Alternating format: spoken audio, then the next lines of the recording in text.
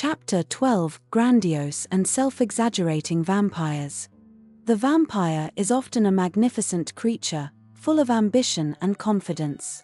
Their characters can often be imposing and impressive. The charming vampire is impressive and imposing, but the obnoxious vampire is only viewed as imposing. Later in the book, we will see why this is so. Grandiosity is a yearning to be something that you are not. It is a pretentiousness to appear better than we are.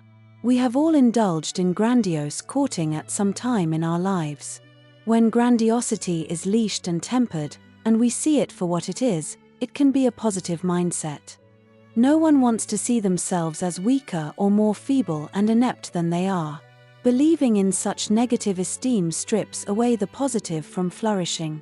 There can only be a downward spiral if we think lesser and ill of ourselves. Grandiosity tempered allows us to have ideals and dreams. It can give us ambition and the drive to be someone better than we are. This may be in character or career. It doesn't matter. Once grandiosity has given us the ambition and the drive to learn and better ourselves to reach our goal, then it will be that our actions will be much more propitious. The key is to keep grandiosity tempered. The vampire is unable to achieve this. Grandiosity in the vampire is unbounded. There is no controlling it. The vampire will not only possess aspirations and dreams of self-worth, but they will believe in these fancies without reservation. We have all encountered this vampiric trait and inwardly smiled at how pathetic it is.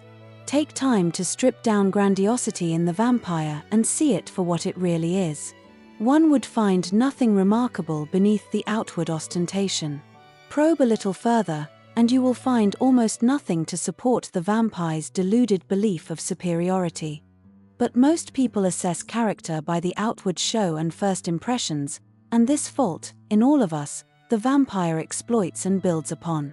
This ability to appeal in the workplace and relationships allows the vampire to succeed in its unfounded aspirations.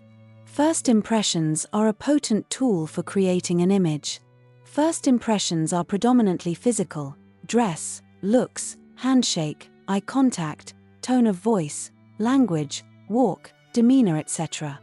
The vampire, by its very nature, is an empty creature. It does not possess the ability to create positive energy within itself. This is why it must feed on the positive energies of others. The vacuum of positive energy within the vampire is shallowness. Beyond outward ostentation, the vampire has no profundity, only hollowness. The hollowness of zero positive energy. Thankfully, for the vampire, a human weakness for first sensory impressions is the savior. For the vampire to survive and flourish with its brandishing grandiosity, it needs a persistent preoccupation with success. This will generally come in the form of self-exaggeration. Exaggerating one's own skills and experience is a fault we have all certainly entertained at some time. Often, it is necessary to gain an advantage in business or competition. It is said that over 40% of self-narrative about one's past experience is either lies or exaggeration. It is the big fish syndrome. The vampire is a master at it. If someone has climbed 10,000 feet, the vampire has climbed 12,000 feet.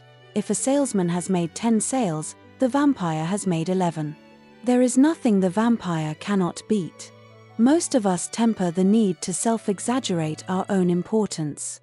We do this because we are secretly aware that it is not true. We could get found out, and the mortification outweighs the need to self-exaggerate. The vampire's ultimate belief in itself does not allow for fear of being found out. Even if the vampire is found to be self-exaggerating, it's not the end. The vampire is never wrong and will find some deviant path out of the situation. Self-exaggeration is a natural form of expression for the vampire. They have to be seen as necessary. They gain advantages from such deeds. Bolter was a colourful vampire character from the past. I don't know where he got his name, but that was the vampire's name, Bolter. Bolter resembled some spent porn star from the 70s.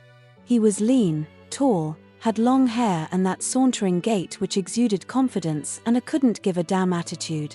He was a master at being grandiose.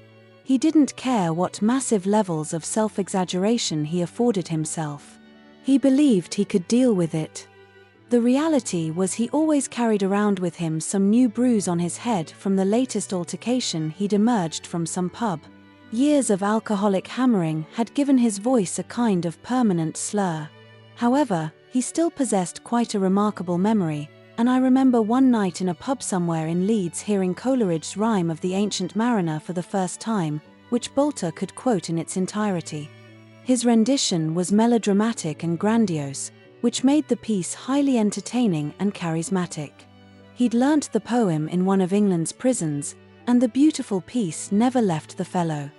Bolter had the remarkable ability, or disability, whichever you deem it to be, to never achieve complete sobriety in a single day. The moment the vampire rose from whichever sofa he'd fallen asleep on, he would crack open a can of cider and simply top up the alcoholic engine he ticked along on. Throughout the rest of the day and into the night, too, Bolter would simply keep the liquor pouring in, but without going over the top, never stopping either, and I never saw the vampire keel over. He simply went to sleep and woke the next day to recreate the image of the previous day, and year too. Bolter spent many a night on the sofa at 255. Still, eventually, due to alcoholic incontinence, the sofa took on a kind of musty urinal smell, and even Colonel, the greyhound, who made his bed there on a night, refused to sleep on it in the end. The dog took to sleeping on the new chair we'd recently been given. In the end, the sofa was unceremoniously carted off to the back garden, given its final resting place and burnt. After that, I made excuses to Bolter and, upon my brother's orders, afforded every strategy to avoid the vampire coming back to the house after a day and night on the cider and leaking urine all over the new, if not second-hand, settee. The last time I saw Bolter was on the night I met Sophie. We'd been drinking together in the Three Legs pub in the centre of town. Bolter had gone to the toilet and, for some reason, never came back. I don't know where the fellow had gone. Perhaps he'd returned and thought I'd gone. Perhaps the vampire had got into another fight. I don't know. But I know I've never seen Bolter since to this day. As can be seen, Bolter was not an evil vampire and could be pretty entertaining. But everything was for his benefit: the drinking partner, the sofa to lie on, etc. The self-exaggeration and grandiosity made the vampire prepossessing. Vampires can be funny creatures of self-exaggeration and grandiosity, but they can often be annoying with unpleasant side effects. Bolter was a colourful and grandiose vampire, but he also exhibited another characteristic trait of vampires: a lack of profundity.